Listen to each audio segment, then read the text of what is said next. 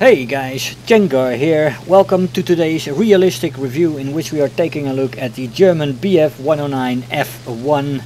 This plane is fantastic. After flying out the Hurricane yesterday, I decided that it was time for some revisiting of some of my all-time favorites, and the Bf-109 F-1 is one of those, most definitely.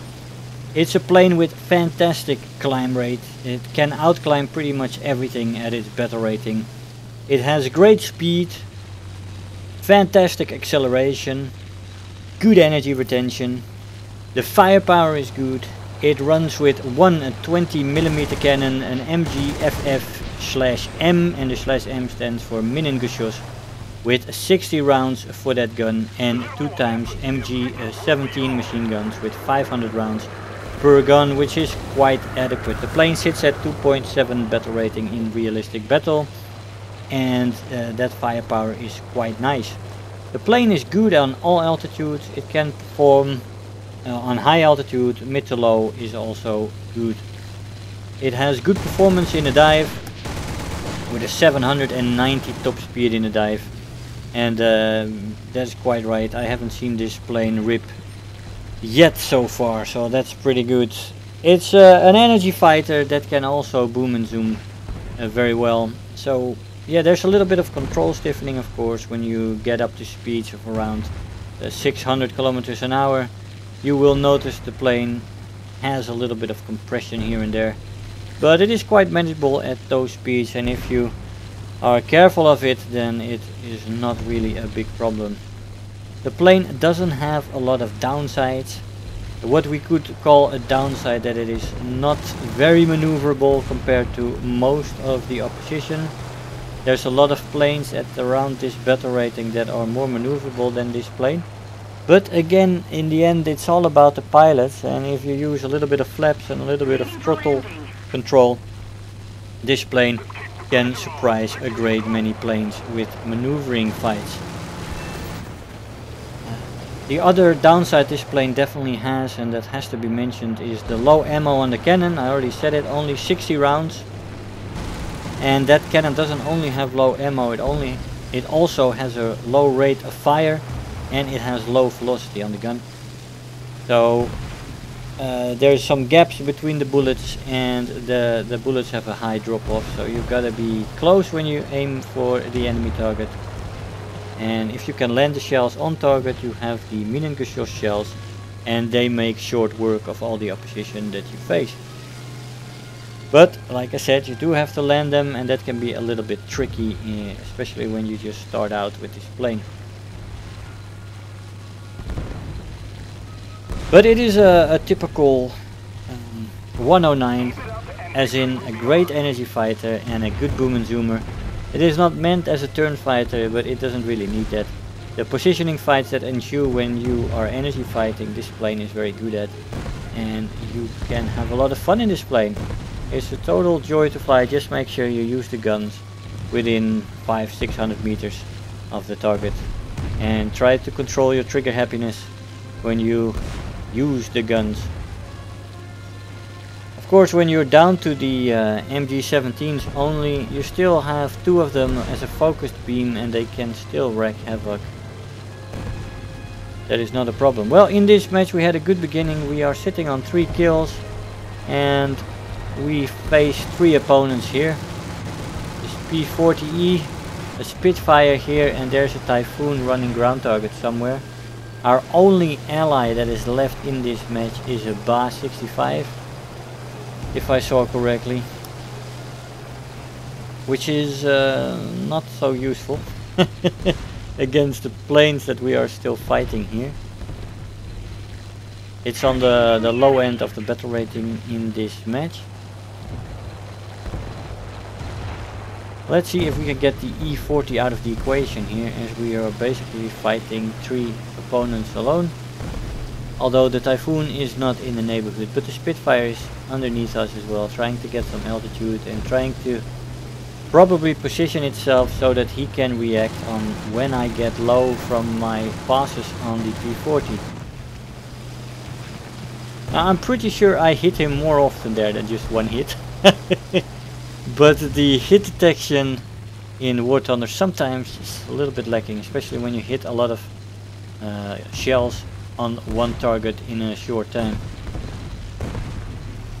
Hopefully he did receive the damage though. He looks a little bit damaged, and that's good.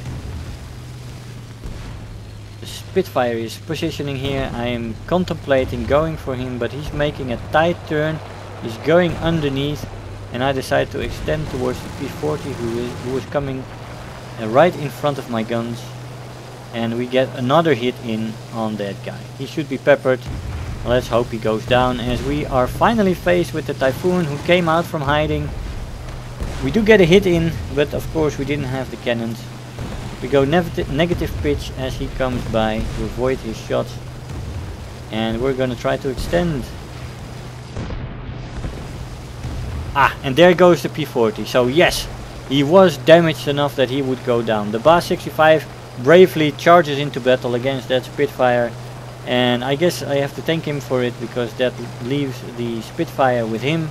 And that makes me having to face the Typhoon here alone. I am gonna go and run for an airfield, as we gonna have to get a reload, and I only have 7 minutes of fuel.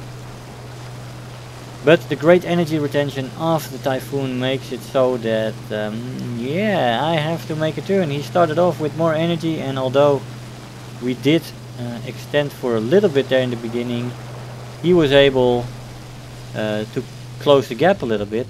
And we say that as the Spitfire takes out the Ba, making this a 1 versus 2, and a quite interesting thing. After the turn the Typhoon made, he bled enough energy so that we could finally escape towards the airfield and get a reload in.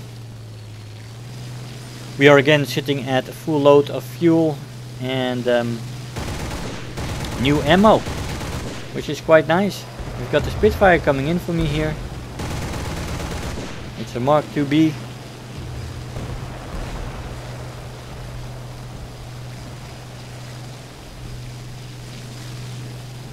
And let's see, there's the Typhoon, and let's go in for him. Let's see, let's go. Mingushos, do your work. Yes! Yeah, we take him out, that's great. And we immediately take a little bit more altitude and still see the Spitfire there, right on our 2 kilometers behind us.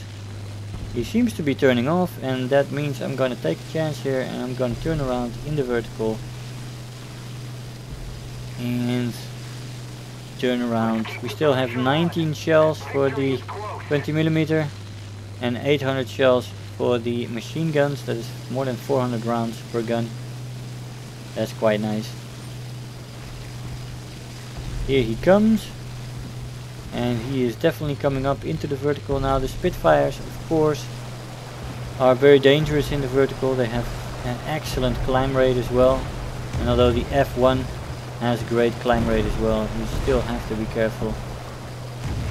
So we're going to turn in and see if we can get a shot in on the Spitfire. Good acceleration on the Spitfire as well, so I was slightly too late there. He was already well out of his stall. And this is a dangerous fight. We were positioning there for a little bit, and I went above the clouds. He's somewhere in this general area right underneath me. There he is. A kilometer and a half in that range below me. And I have to make sure that I keep that altitude advantage on him. I have to keep the energy advantage here because he is the way better turner. And he is very dangerous in the vertical as well. He can match my performance, let's say. And if I make too many turns, I bleed speed, and then he can get the upper hand, and I have to prevent that in this case. We are actually above our airfield here, but I think somebody went past this airfield and took out the guns. There's only one or two, I believe actually only one gun left, only one AA gun left here. Looks like, at least to me. And that means that he is not getting peppered at all, and it's quite alright for him to be here. Get another hit in on the guy. And we're gonna take it up into the vertical again. You have to be patient. I actually saw another few AA guns there, so it must be 3 or 4, something like that. But not a complete set, I'm pretty sure of that. Otherwise he would be peppered constantly right now. But he only has 1 or 2 beams of AA guns on him at a time. So he makes a very, very tight turn there again. I can't take that turn and I just go and extend again. Boom and run. Take the plane up into the vertical.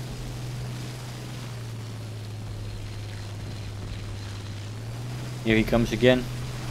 Coming underneath. He is at around 800 meters as we roll over the top here. And we're gonna make a run on him again. Let's see if he is prepared for evasive action. Yep, there he goes again. Changes turns, goes to the left, going up. We get a hit in.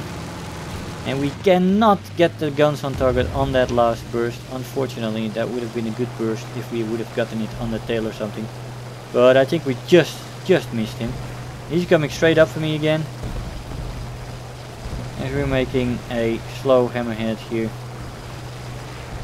And we're gonna let the plane gently fall into a dive. And we are very rapidly closing in the gap, getting a hit in. Getting another hit in. We have had a lot of hits by now. Of course the machine guns are not super lethal. But he is smoking by now. And that's good. And we get the kill. Whether he J'd out or the AA got a good hit on him, I don't know. But we did get the kill because we damaged him a lot. 6 kills and a first place in the team in that first match. Now we had more matches of course in this plane and I'm gonna show you a second one. Ooh, that was close. Just a hit unfortunately, but with those 6 shells did hit him. P40 and we take him straight out of the sky. We damage his tail, critical hit, and we get our first kill there. We approach the furball and we approach this P400 who was chased by one of my allies, taking him out. Take the plane up into the vertical. Most planes had lost altitude and were going low. As I said, that is a Hurricane, probably a Mark IIB trop from my last video. Here's another P400 and we missed a shot there, taking it up and using a high yo-yo here to keep the turn with that guy as we had way more energy, and we do get that kill. We damaged him enough for him to go down into the trees. Now there's a new Spitfire and a new Hurricane coming in there. And we're low, we gotta get some altitude soon, we have some good energy. That's a Mark 1 late. Good plane as well. As we take him out. As for our 4th kill, as we continue straight into this P40 who is... Well, he doesn't have a lot of energy, I'm not sure what he's doing here. Making a slow turn. Not enough lead there. Come on. We're quickly reeling him in. He's only 400 meters in front of us and this is the moment where my aim starts to lag. We do get a hit in on him, but we should already have taken him out. Only have 200 rounds of ammo left. And he goes into the drink. Unfortunately, I'm not the only one who got hits on him and probably not the last hit or one of those guys. Got a crit in on him. We've got a Buffalo coming in here, low altitude. I'm going for a head-on here. We're pretty close to our airfield. Taking it up, we went straight through his 50 cals. We are damaged, but he is on fire. And we complete another ace in the F-1. Let's take this plane back to the airfield over there. We should be able to make it there with just a water leak. 5 kills, 2 assists, another first place in the team. Let's check the rewards that we got for that performance. Okay, let's see. We have Survivor, Terror of the Sky, 50,000 Silver Lions and 2700 research points. I'll see you in the conclusion. Hey guys, so here we are after the match. Now the F-1 is definitely one of the early gems in the German 3. Fantastic plane, totally enjoyable to fly, made for my flight style.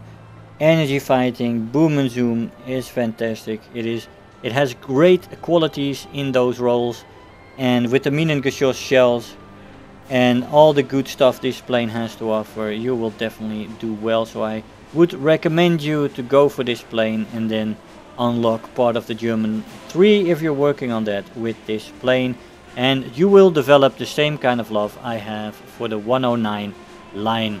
Brilliant line of planes. Guys, I hope you enjoyed the video. I want to thank you all for watching, and I'll see you guys next time. Bye bye. If you're new here, make sure to hit the subscribe button, become part of this community. If you are already a subscriber, don't forget to like the video, do leave me a comment, and if you really feel like helping out today, make sure to share the video with your friends and let them know about the channel.